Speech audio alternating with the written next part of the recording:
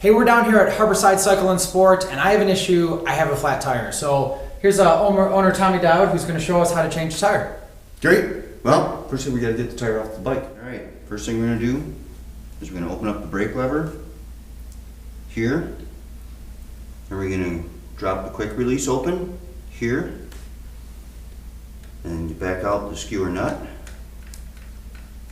like so. Hold onto the bike, let the wheel drop out, and now you're going to have to get the chain out of the way, like such. Your wheel's off the bike. Okay, now we got the tire off the bike. We have a flat tire. First thing we want to do, move the cap. And this is what they call a Presta valve. Some bikes come with a Schrader valve, which I have a rubber stem. This one's nice because it's got another valve on it that you can open. You're also going to need for this tire levers, 2 at least, 3 is better. Of course, a spare tube. Make sure you have the right size with the right valve. And it's also helpful to have, especially if you're on the side of the road, an inflation kit that uses a CO2 cartridge like this. You can use a pump. They do have small pumps that are easily stowed on your bike or in a backpack. And of course, spare CO2 cartridges, and for this I'm using a 16. I like to pre-treat my tubes with a little bit of a baby powder. Makes things slide around a lot easier. Alright, so we want to get the tire off the rim. You're going to start with one tire lever, and I'll start opposite of the valve. If you notice there's a hook on that tire lever, we're going to apply that part in to lever the bead out like so. They also come with a little hook on them. That hook goes around the spoke, holds that in place. You take your second tire lever, place it under the bead of the tire alongside the first one, and simply work around the wheel, breaking the bead.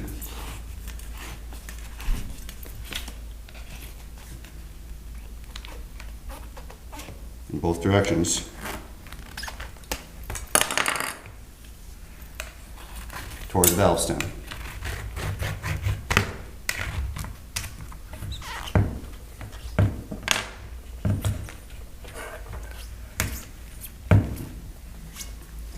Once you have you only need to break one side. You don't need to remove the tire for just a quick roadside repair.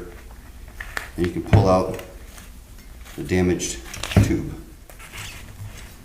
Pull the tire back to expose the valve stem and remove it.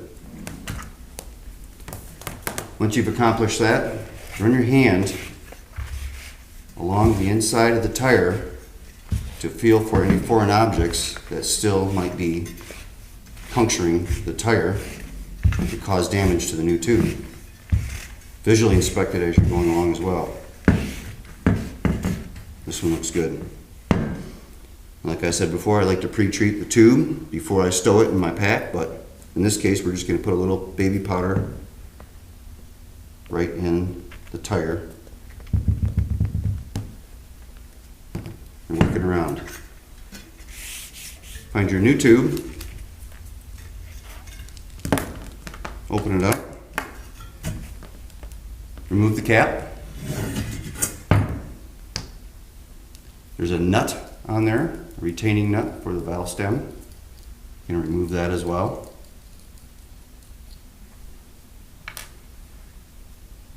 And I like to open that valve and add just a little bit of air to the tube.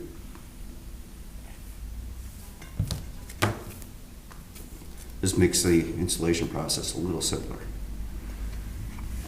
You're going to find the valve stem hole, pull the tire back,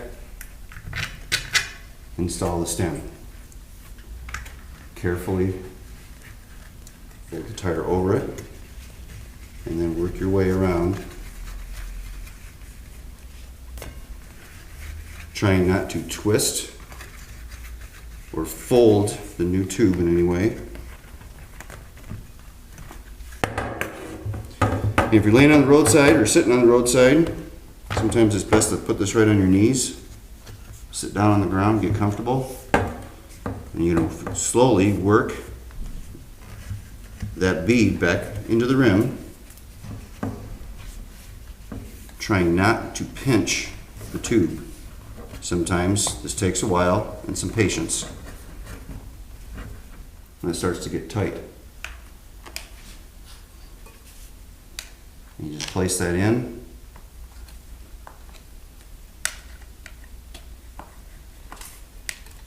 And lever it back on. Again, very careful not to pinch that tube with the tire lever.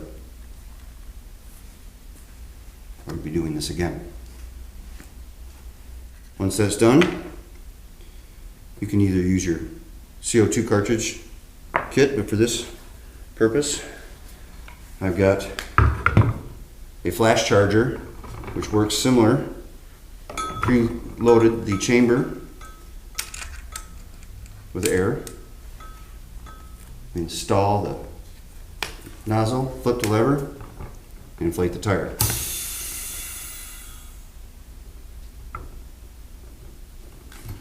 Double check the pressure on this. Looks like we're going to top it off a little bit.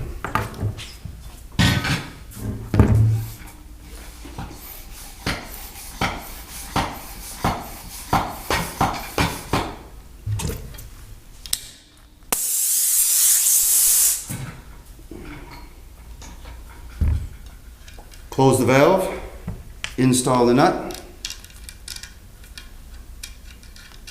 No need to use any tools on this, finger tight is sufficient. Install the cap. That's how you install the tube on a wheel. All right, now that we've got the tube back on the tire's inflated, time to put it back on the bike.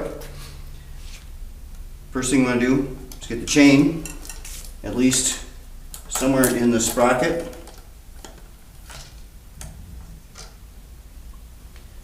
It helps if you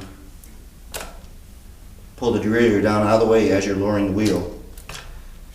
You're going to line it up with the dropouts, set it in place.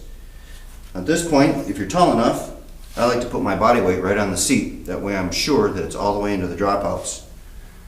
And as I'm doing so, I'm tightening the skewer nut. And I want to snug that skewer nut so that you can lift the quick release about halfway. Once I've done that, I tighten the quick release. And there you have it. Flat tire woes no more. Tommy, thank you so much for your time and your help. My pleasure. Be sure to stop in at Harborside Cycle and Sport if you need any upkeep, maintenance, or if you need to upgrade the bike. Because the formula for number of bikes needed by a cyclist is N+1. N being The number of bikes you already have.